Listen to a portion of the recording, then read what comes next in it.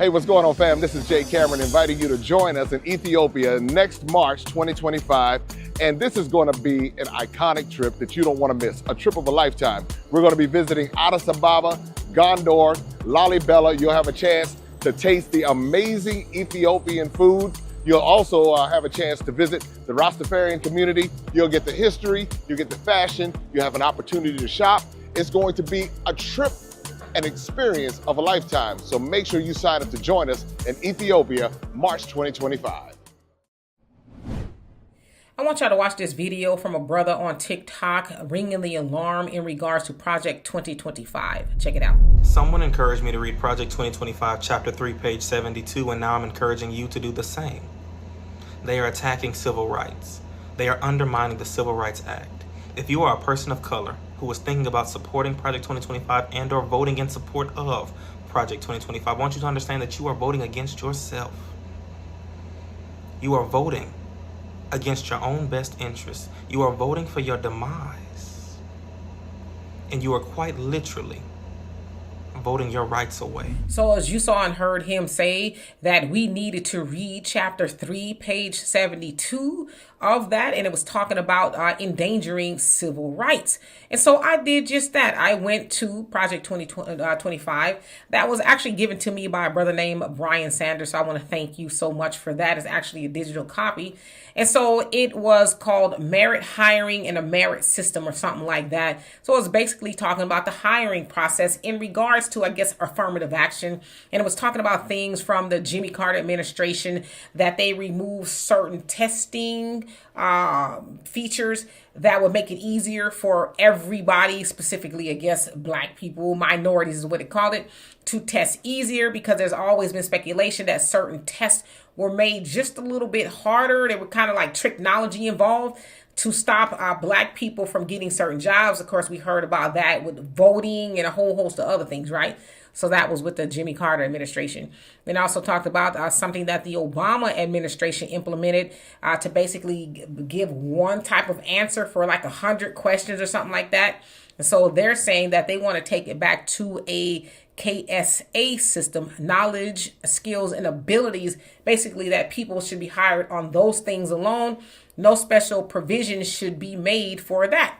Okay. So, of course, recently we've heard a lot about affirmative action being dismantled, especially on an educational component, where Edward Blum, a lawyer who seems to be very racist, went with a bunch of Asians to the Supreme Court to say, hey, it's not fair because they are not able to get into certain schools because they're too smart and this, that, and the other, and affirmative action is stopping them from doing that.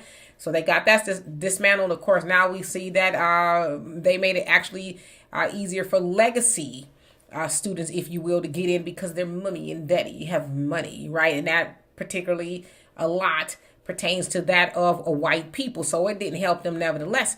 But the other thing is this. We know that they tell us as black Americans that the civil rights movement was for you. Was it really? Because how have we benefited from anything civil rights even in 2024? I will say no, we have not. It was, as I call it, the false idea of civil rights. And in fact, in a lot of those cases, because y'all heard about the Fearless Fund that was headed by black women, Keisha Knight Pulliam, the child actor. She's not a child anymore. But it was a fund to help black women entrepreneurs, you know, in business, to give them a couple of bucks or whatever. Edward Blum and his homies, they went after them, and they can no longer operate until, I guess, the Supreme Court makes a more permanent decision.